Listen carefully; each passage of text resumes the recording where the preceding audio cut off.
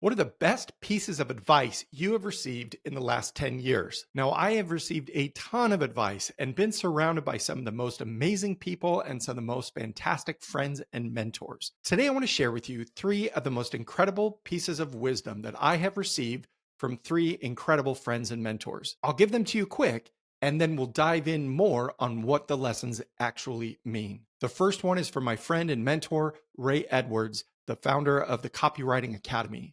From Ray, one of the key pieces of wisdom I have learned is that victory is already won. You and I are already a success because somebody greater than us has declared it. The second lesson comes from my good friend Tom Schwab of the incredible service Interview Valet. The lesson from Tom, a master of conversations and connecting people with conversations, is that clarity is usually on the other side of a difficult or awkward conversation. So lean in. The third mentor is Aaron Walker, mastermind mentor of Iron Sharpens Iron. From Aaron, I learned the power of being present by unplugging from distractions. Now, let me dive in a little bit more on each of these three lessons. As you can probably already tell, there's some wisdom there, but I want to make sure that you receive the full grasp of it. Now, when Aaron Walker of Iron Sharpens Iron taught me about the power of being present, it wasn't by saying, hey, be present, be present, be present. It was by standing firm in his beliefs and by sharing wisdom that he learned along his journey. And this showed up in three different instances that I'll quickly share. The first one came when Aaron shared how he got called out by his wife. He and his wife were out to dinner. I believe it was either for her birthday or for an anniversary. And he had set up something amazing. They were having this beautiful dinner at an amazing place. He had hired I believe, some kind of violinist or musicians to come and to play something for him. And he took out his phone and he began to record his wife's reaction. And she held up her hand and she said, Aaron, put the phone down and be here with me now. Now, when Aaron had shared that, he may have had the initial reaction of, what are you talking about? I'm here. I'm just recording it. So we've got this for the future. But the point that his wife was trying to make and that Aaron later shared was there's a big difference when you are connecting with the world through your own eyes versus connecting through an electronic lens. Now, there are times, obviously, like when you're watching this video or if you're doing a Zoom call, where the only means you have is through electronics. But think of the individuals in your life who you are present, who you are face to face with, and how present are you being with them? Are you connecting with them eye to eye? Or are you connecting with them through electronics, through memes, through Instagram reels or TikTok videos? There is so much more power to be gained in your relationships and in your experiences through being present than you'll ever get from going back and watching a recording years later. Two other quick examples where Aaron taught me the power of being present was in his Iron Sharpens Iron mastermind. We would have in-person meetups twice a year at different locations in Tennessee. Individuals came from all across the US, and we even had international members from Europe and other parts of the world that would attend these in-person meetings. Now, while we were there for the 3 days and 2 nights, Aaron set a boundary. He would say, gentlemen, I have had enough experiences around alcohol that have taught me I do not want it to be a part of my life. So while you are here for these 3 days and 2 nights, I ask that you do not consume any alcohol, that we can be present and that we can learn together and be focused on one another with our full minds. Now, I don't drink, so that wasn't a big issue for me, but most of the men there did drink, and they actually would use alcohol as a way to relax at the end of the day, distract them from external stressors, or even open up their courage to help them in talking to one another. So what was this like for them? I don't know. I only know what it was like for me.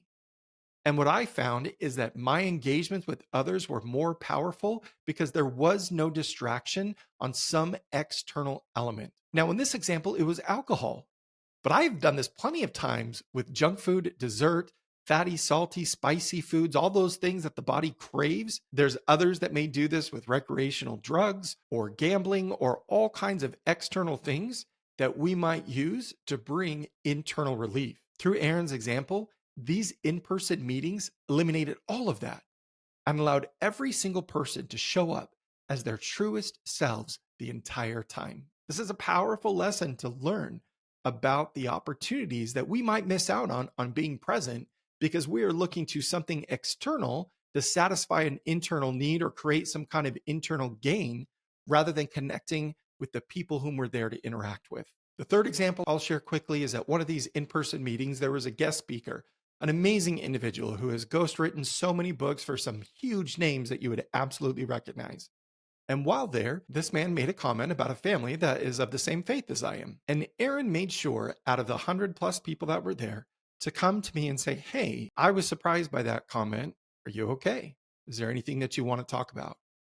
And it was amazing to me because while Aaron and I are both Christians, there's often variances that people can sometimes focus on what pulls us apart instead of what unites us. And Aaron came to connect with me, a single individual, to show me that he wanted to focus on what united us and to let me know that he was there if I needed any kind of conversation. I actually didn't take any offense to the comment at all, and I barely remembered it. But the fact that Aaron remembered it and was willing to take that time to come and speak to me spoke volumes of who he is as a leader. So that's just one of the mentors I've had over the last 10 years. And in one single powerful lesson with 3 different examples on how Aaron Walker of Iron Sharpens Iron taught me the power of being present. Now, another good friend and mentor of mine, Tom Schwab of Interview Valet, he's a master of conversations. He's a master of connecting people. And he has often said that clarity can be on the other side of a difficult or awkward conversation.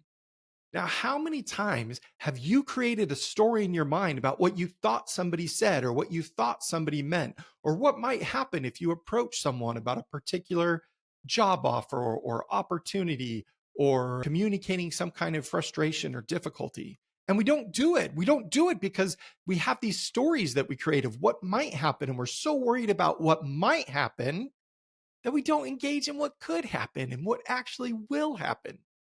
And Tom taught me how to overcome that. I'm so grateful for the lessons that I learned with Tom, and he and I actually got to engage in this multiple times. I worked with him for a time at Interview Valet. I had masterminds that I was with him that he led and guided and all these amazing things. And I knew that with Tom's example and his leadership and his friendship, that I could go to him at any time to have what would potentially be a difficult conversation, but inevitably only made our connection stronger. And I now use that in all of my coaching and all of my relationships to be able to take that example and implement it. When in doubt, when I'm unclear, when I find myself starting to create stories about what might be, I just go have the conversation. And it's so much better. Even if things turn out a little awkward, it's still better because now I don't have to wonder. I know, and I can move on accordingly. The final example I want to talk about is with my mentor and good friend, Ray Edwards, the founder of the Copywriting Academy. Now, I was in a mastermind event with Ray up in Spokane, Washington. And for those that don't know, Ray has Parkinson's disease. Standing at the front of this mastermind, he was talking about how he is already healed of Parkinson's. And some of us in the group kind of looked at him in awkwardness. But like me, Ray doesn't shy away from his Christian faith. He said, that battle has already been won. The time and place at which it manifests itself is irrelevant. My full healing could manifest itself in this moment, or it may not manifest itself until the next life. But regardless, that price has been paid, that victory has been won, and I am whole. Now, think of this from the position of someone who is striving to build their own business. All the doubts, all the fears, all the worries that can come up when you're trying to build a business, it's hard. What about your family? Things that you're trying to do to strengthen your marriage, to heal a relationship, to reconnect with your children, to figure out how to even be a dad or a mom. It's really hard. But when we recognize that that victory has already been won, that the opportunity for success is achieved, all we need to do is to continue showing up and continue relying on God to provide that victory both in every moment and for all eternity. And this is probably one of, if not the most powerful lesson I have ever learned in all the mastermind groups I've ever attended. And I want to share it with you today. Please understand, whatever you're going through, whatever you're facing, that victory has already been won. Your job is to keep going. So stay your course. Follow that path. Seek joy in all that you do. because someone far greater than I has already declared that you deserve it. Till next time, keep moving forward.